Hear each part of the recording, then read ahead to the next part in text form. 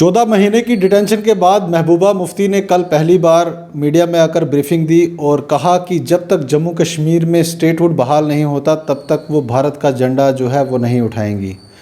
इसी पर हम आज अलग अलग पॉलिटिकल पार्टी से बात कर रहे हैं। कांग्रेस पार्टी के सीनियर नेता योगेश साहनी हमारे साथ हैं। इनसे जानेंगे कि कांग्रेस का क्या स्टांस है इस पे, और जिस तरीके से गुपकार डेलीगेशन के तहत जम्मू कश्मीर में धारा 370, 35A और स्टेटहुड की मांग को लेकर सारी पार्टियां, अपोजिशन पार्टी जो इकट्ठा हुई हैं, कांग्रेस पार्टी कहां पर अपना स्टैंड रखती है। योगेश साहनी जी, आप बताइए, कल जिस तरीके से स्टेटमेंट आती है महबूबा मुफ्ती की, कैसे कांग्रेस पार्टी उसको लेती है?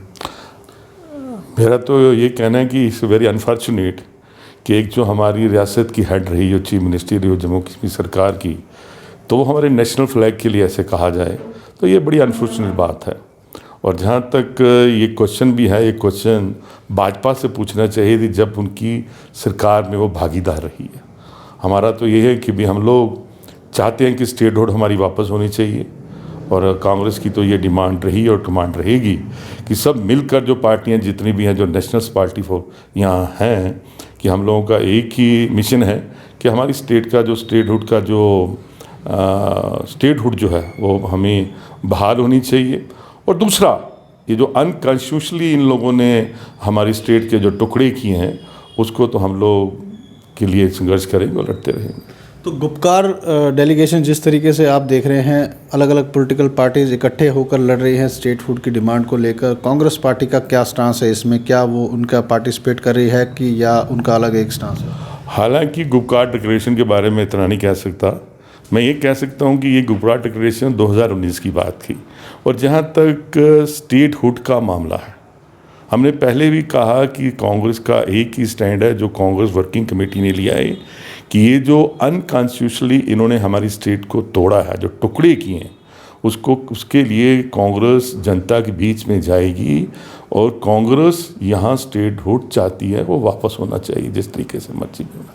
तो रीजनल पार्टीज़ की अगर सियासत की बात की जाए, नेशनल कॉन्फ्रेंस या पीडीपी, कल पीडीपी की महबूबा मुफ्ती जब प्रेस कॉन्फ्रेंस कर रही थी पहली बार, तो उन्होंने जो पुराना स्टेट का झंडा था वो दोबारा से अपने पीडीपी के झंडे के साथ प्रेस कॉन्फ्रेंस में रखा था। तो क्या संकेत दे रहे हैं? क्या आपको लगता है कि पुरानी सियासत दोबारा से उसी तरीके से लोगों को इमोशनल करके वोट लेने की बात की जा रही है?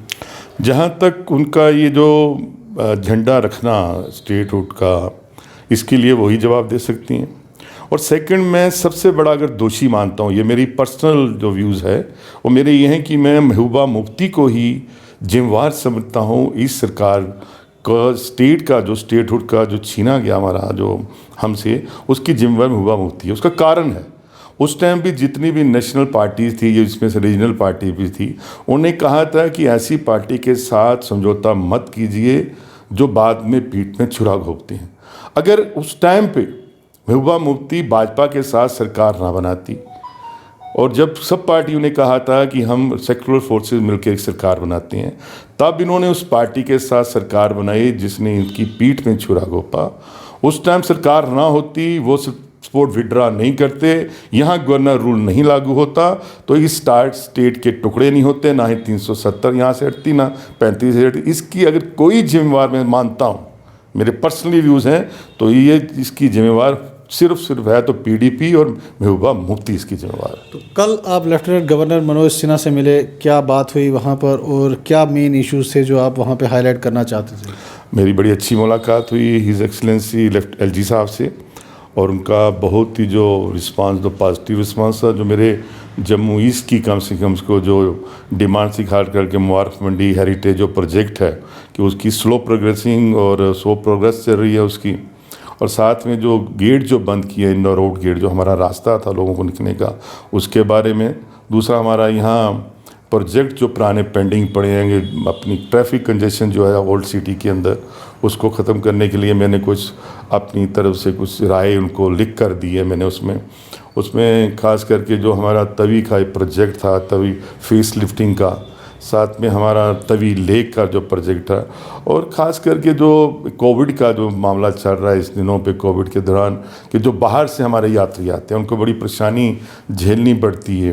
जो कोविड टेस्ट जो हो रहे हैं, बड़ा स्लो प्रोसेस है, लोगों को 2-2 3-3 घंटे वेट करना पड़ता है। वहाँ यहाँ हॉस्पिटल में ऑक्सीजन की प्रॉब्लम है। अब देखिए कि हमारा जितना भी टूरिज़्म डिपेंड था, यार हमारा जिस यात्रा जो डिपेंड थी हमारी वैष्णो देवी के ऊपर डिपेंड थी, और टोटली नवरात्रों में तो अगर आप आज हमारे चले जाएं बाज़ारों में जो रौनक हुआ करती थी, जो वो आज रौनक छिन चुकी है, और वहाँ जो चहलकदमी होती थी बिजनेस एरिया में वो बिल्कुल ख़त्म हो चुकी है। तो सर, जिस तरीके से पंचायती राज 3 टायर सिस्टम की बात की जा रही है जम्मू कश्मीर में, इसको बहाल करने की बात की जा रही है, अलग अलग लोगों की अलग अलग जो हैं वो बातें सामने आ रही हैं। कुछ लोग इसके हक़ में हैं, कुछ लोग इसके ख़िलाफ़ दिख रहे हैं, और कुछ लोग कह रहे हैं कि कन्फ्यूजन है इस सिस्टम में, किस तरीके से ये फंक्शनिंग करेगा। कांग्रेस का स्टैंड रहा है 73 और 74 अमेंडमेंट में, तो उसके तहत जो 3 टायर सिस्टम होना चाहिए था वो 3 टायर सिस्टम में बिल्कुल नहीं है। उस सिस्टम में ये था कि पंचों सरपंचों को इख्तियार था कि वो वोटिंग डाल के डिस्ट्रिक्ट डेवलपमेंट काउंसिल बनाएंगे, लेकिन ये अब नया एक तरीका उन्होंने एक अडाप्ट किया, उसको लेकर आए हैं कि भी हम डायरेक्ट पब्लिक के थ्रू, जैसे एमएलए नुमाइंदे चुने जाते हैं वैसे डिस्ट्रिक्ट डेवलपमेंट बोर्ड के नुमाइंदे चुने जाएंगे।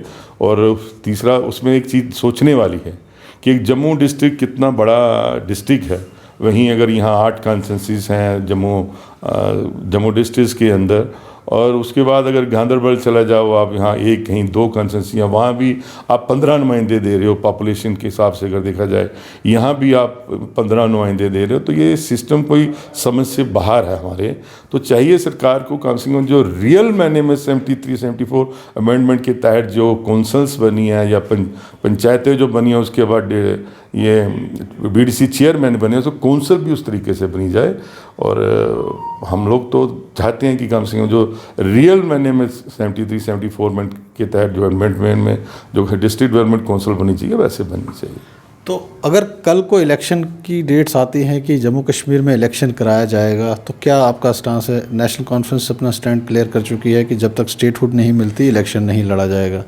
पीडीपी अभी तो उन्होंने ओपनली नहीं कहा है, मगर जहां तक हमें लग रहा है कि इसी तरीके का स्टांस है। तो कांग्रेस पार्टी कहाँ स्टैंड करती है? कांग्रेस पार्टी का स्टैंड वही है जो पहले था।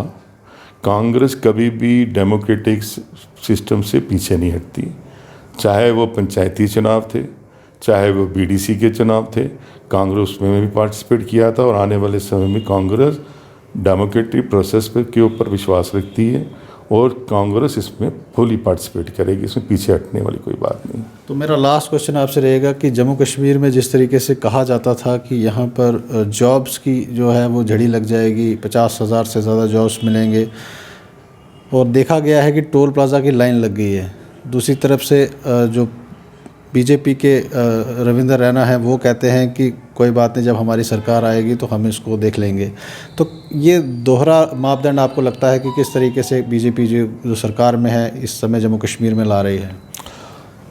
उन पार्टी के बारे में मैंने पहले भी आपको बोला कि मैं उनके बारे में कुछ बोलना नहीं चाहता, और मैं तो सोचता हूँ कि वो जिस आदमी के लिए आप बात कर रहे हो कि भी मैं ये कर दूंगा वो करूँ, अगर मैं उसके बारे में कुछ बोलूँ तो मैं अपने आप को नीचा समझूंगा, और मुझे अच्छा नहीं लगता कि जो वो बातें कहते हैं कि कभी उन पर वो खरी उतरी हो पार्टी। मैं शुरू से यही कह रहा हूँ कि ये दोगली पार्टी है, ये अंदर कुछ और बाहर कुछ और है, कहने को कुछ और करने को कुछ और।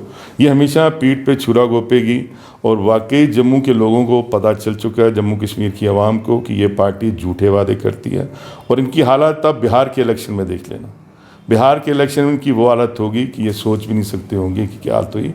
और वाकई इन्होंने ना कोई नौकरी देनी है, ना ये स्टेट के अंदर जो इन्होंने लोगों को ख्वाब दिखाए थे वो ख्वाब इनके कभी लोगों के ये पूरे नहीं कर सके। और कांग्रेस ही वाहिद पार्टी है, सेकुलर जमात जो है वो लोगों की उम्मीदों पर खरा उतरेगी, और मुझे उम्मीद है कि भी आने वाले समय में कांग्रेस की सरकार बनेगी, और जो उम्मीदें यहाँ के बेरोज़गार नौजवानों को है और उनकी बेरोज़गारी की समस्या को दूर करने में, हल करने में कांग्रेस पूरा साथ देगी। और आने वाले समय में तो हम तो यही कहेंगे कि अब जम्मू कश्मीर के आवाम को जागने की ज़रूरत है, और जनता को कम से कम जागने की ज़रूरत है कि ये जो सुनहरे सपने दिखाते थे वो सपने ये नहीं पूरे कर सकते। आने वाले समय में कांग्रेस के कार्य वो सपने पूरे करेगी। तो ये थे हमारे साथ कांग्रेस पार्टी के सीनियर नेता योगेश सानी, और इनका कहना है कि जिस तरीके से महबूबा मुफ्ती कल प्रेस कॉन्फ्रेंस में कहती है कि जम्मू कश्मीर में जब तक स्टेट बहाल नहीं की जाती तब तक वो देश का झंडा नहीं उठाएंगे। कांग्रेस पार्टी ने इस स्टेटमेंट का खंडन किया है, वो क्रिटिसाइज़ करते हैं, और इनका कहना है कि जब तक जम्मू कश्मीर में लोगों की एस्पिरेशंस को, कॉन्फिडेंस को बिल्ड नहीं किया जाएगा तब तक जो है कांग्रेस पार्टी की फ़ाइट जो है वो जारी रहेगी। आप जुड़े रहें NH1 न्यूज़ के साथ।